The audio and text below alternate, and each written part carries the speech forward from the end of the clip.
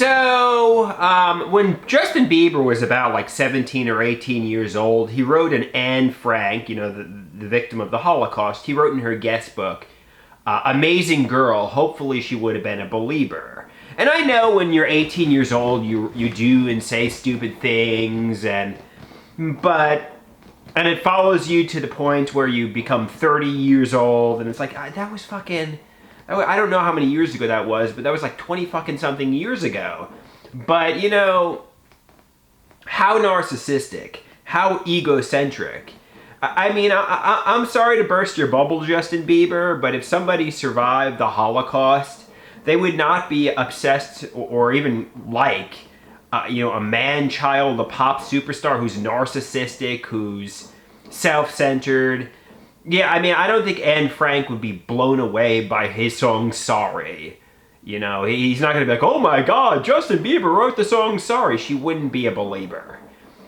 She would be, horrified and traumatized and probably have PTSD if she survived. And, she would be impressed by true love, genuine friendships.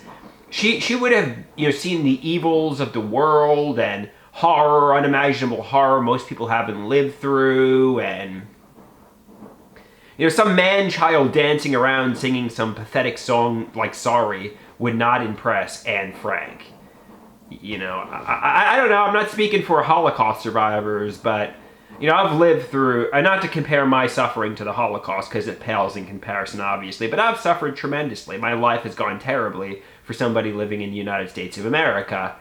And I'm not impressed by narcissistic pop superstars. I'm not impressed by Bieber, Lady Gaga, Taylor Swift, or anybody for that matter.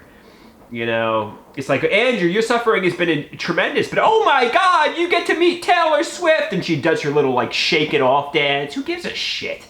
I've suffered for 37 years.